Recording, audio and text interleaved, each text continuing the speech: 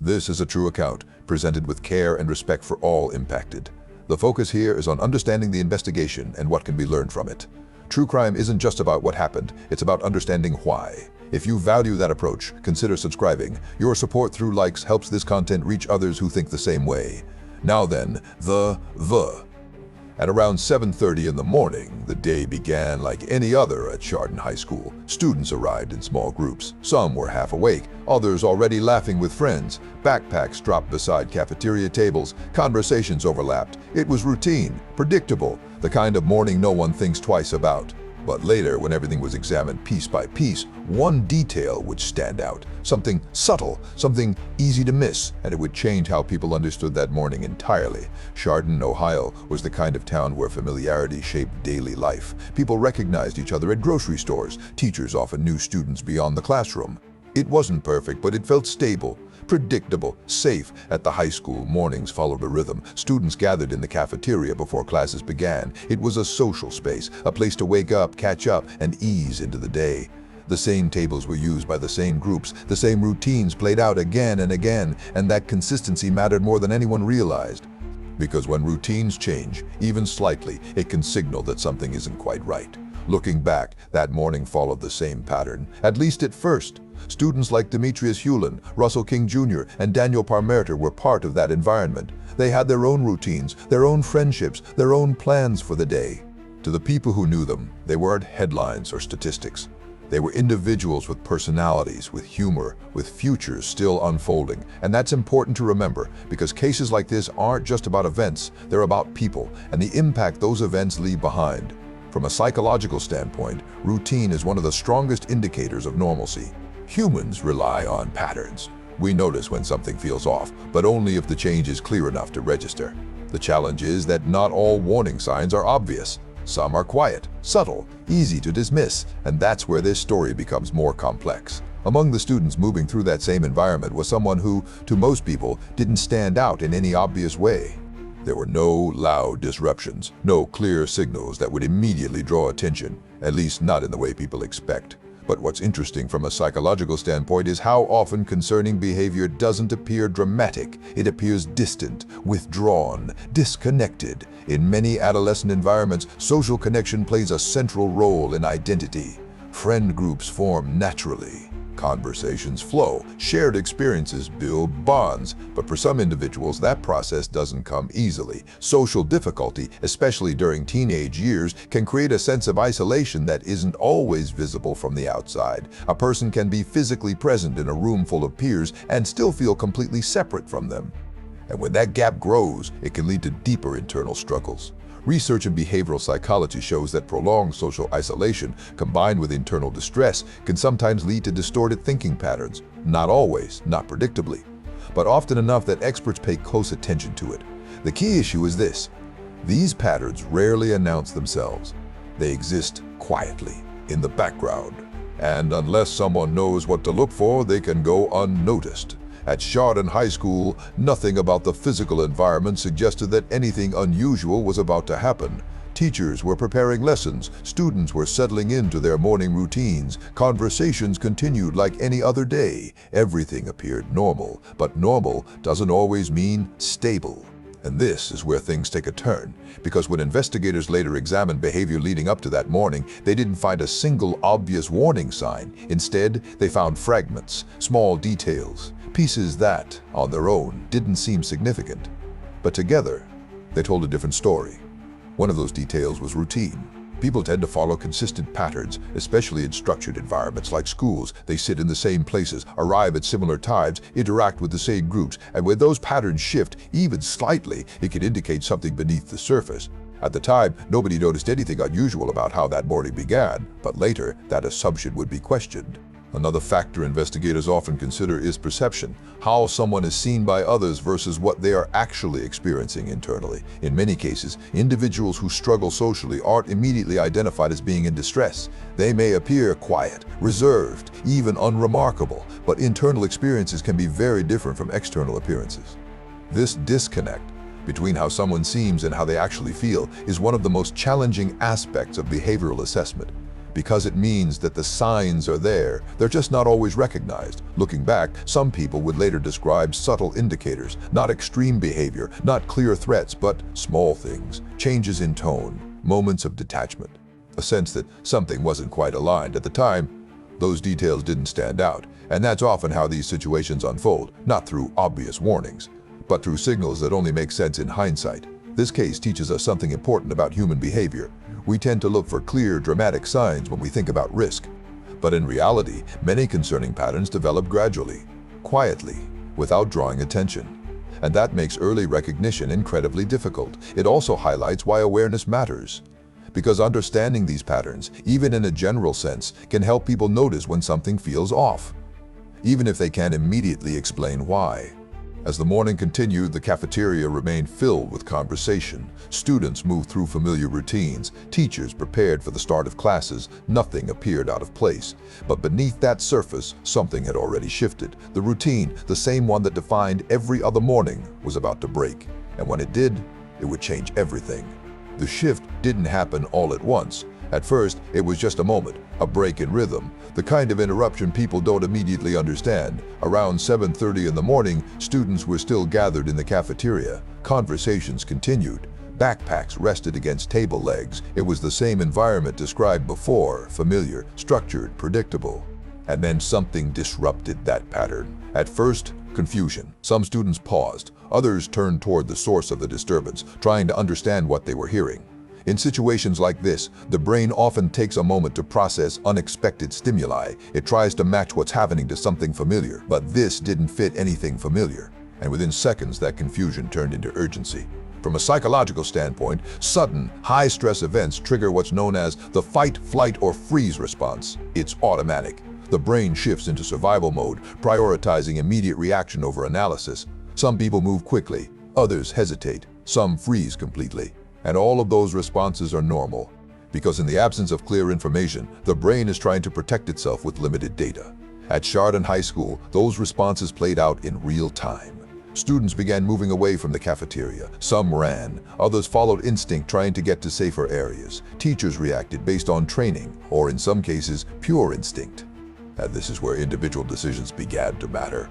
Joseph Ricci had just started his math class when he became aware that something was wrong. Without waiting for full confirmation, he acted. He instructed his students to enter lockdown procedures, doors secured, movement restricted. The goal was simple: create a barrier between his classroom and whatever was happening outside. This is a key principle in emergency response. When uncertainty is high, immediate protective action can reduce harm. But Ricci didn't stop there.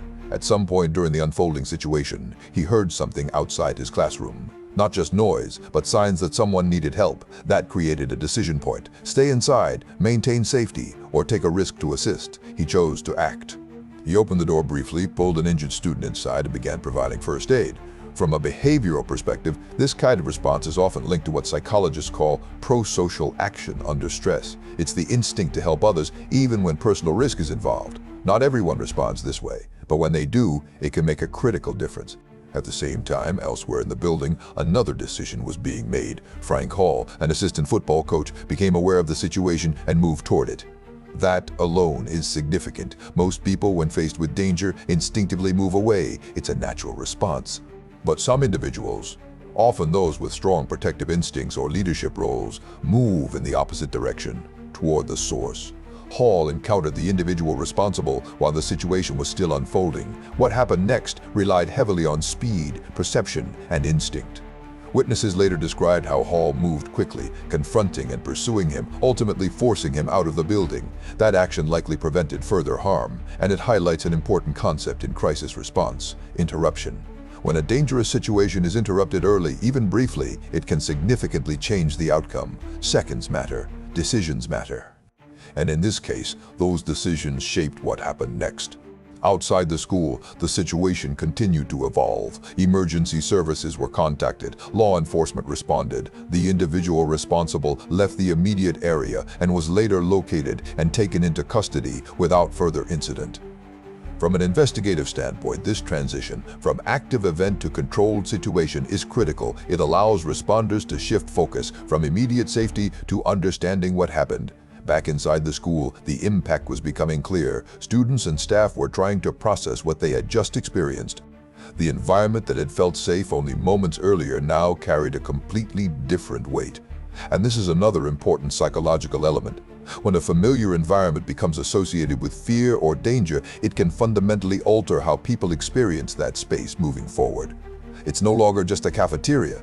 It becomes something else entirely. As investigators began their work, they focused on reconstructing the timeline. What time did the disruption begin? Who was present? What actions were taken? And in what order? These questions form the foundation of any investigation, because understanding sequence helps uncover intent, opportunity, and response. At first glance, the timeline seemed relatively straightforward, but as details emerged, complexity followed.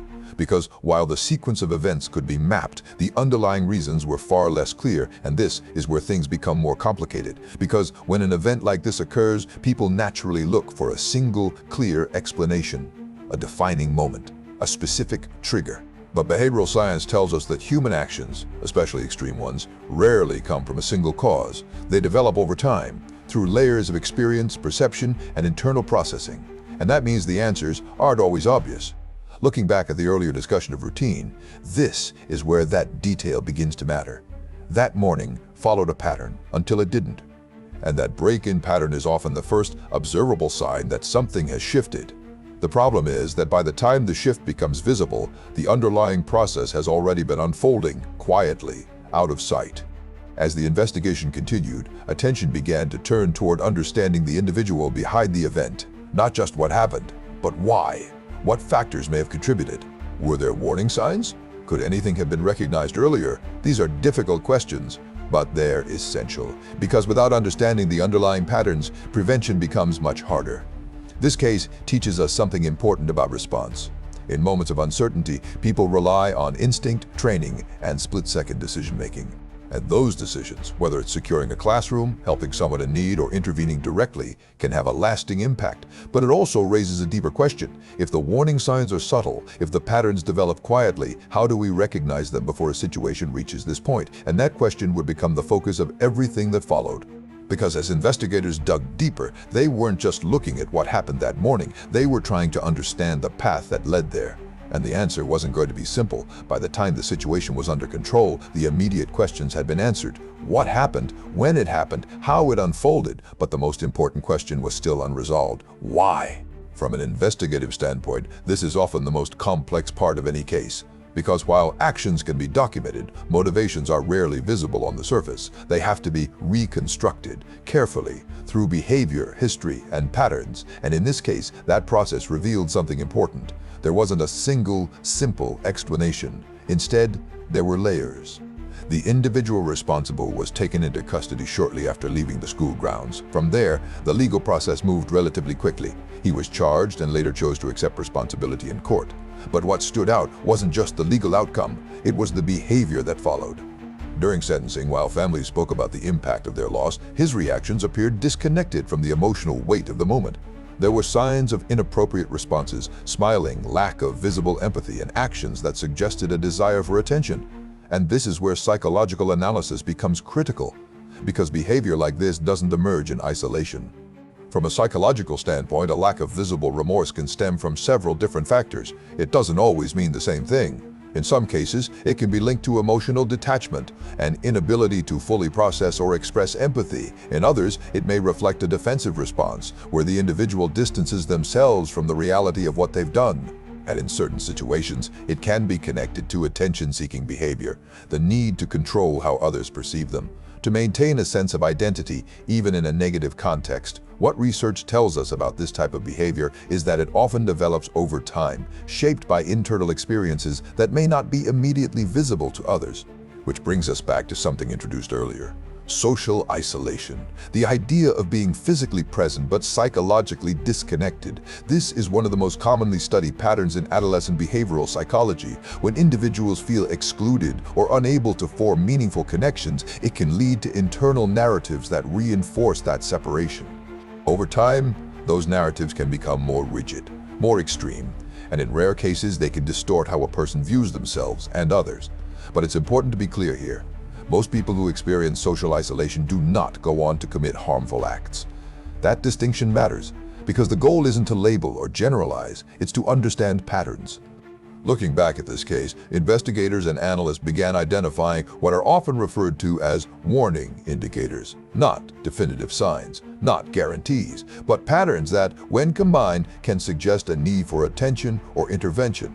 These included persistent social withdrawal, difficulty forming or maintaining peer relationships, changes in behavior or emotional expression, signs of internal distress that weren't openly communicated. Individually, these indicators can be easy to overlook. Together, they create a clearer picture. And that's the challenge, because recognizing patterns requires awareness. This case teaches us something important about prevention. It's not about predicting exact outcomes. It's about noticing changes, asking questions, creating environments where people feel seen, not just physically, but emotionally. Because when individuals feel completely disconnected, the risk of harmful behavior in any form can increase. Returning to the courtroom behavior, what we see there is not just a reaction to the moment. It's part of a broader pattern. The need for control, the desire for attention, the inability or unwillingness to engage with the emotional reality of the situation. And this is where things take a turn. Because rather than providing closure, that behavior created additional pain for those affected. Which highlights another important aspect of these cases, the long-term impact. For the families and community, the effects didn't end when the event was over. They continued through court proceedings, through public attention, through the process of trying to rebuild a sense of normalcy. And this is something often overlooked, the psychological aftermath, how people process trauma, how environments change, how communities adapt. From a criminological standpoint, cases like this have contributed to changes in how schools approach safety and behavioral awareness. Increased emphasis on early intervention programs, mental health resources, clear reporting systems for concerning behavior, training for staff on recognizing warning signs. These changes don't eliminate risk entirely, but they improve the ability to respond earlier, before situations escalate. Now, there's another detail in this case that's worth briefly addressing. 2 years later, there was an escape attempt involving the individual and another inmate. They were located and returned to custody within a short period of time. From an analytical perspective, this event reinforces a pattern: impulsivity, risk-taking behavior, a continued need for control over circumstances. Again, not a standalone explanation, but part of a larger behavioral profile. And this brings everything together. Because when you look at this case as a whole, it's not defined by a single moment, it's defined by a sequence, a progression from internal experience to external action, from unnoticed patterns to irreversible consequences. This is where the earlier callbacks matter. The routine that felt stable, the signs that seemed minor, the behaviors that didn't stand out at the time, all of them were part of the bigger picture, but they only became clear in hindsight. And that's often the hardest part. So, what can be learned from this? First, awareness matters. Understanding that behavioral changes, even subtle ones, can be important. Second, connection matters. Creating environments where people feel included and supported can reduce isolation. And third, response matters. As seen through the actions of individuals like Joseph Ritchie and Frank Hall, decisions made in critical moments can influence outcomes in powerful ways. And that's what makes this case significant, not just because of what happened, but because of what it teaches about behavior, about perception, about the importance of recognizing patterns before they fully emerge. The students who lost their lives that day are remembered not for the event itself, but for who they were, their personalities, their relationships, the lives they were building. And that's where the focus should remain, because in the end, understanding a case like this isn't about revisiting the event. It's about learning from it, so that future outcomes can be different. If this case resonated with you, I covered a similar investigation recently that focuses on behavioral warning signs and early intervention. That video is on screen now, and if you haven't subscribed yet, there's a button right here. I'll see you in the next one.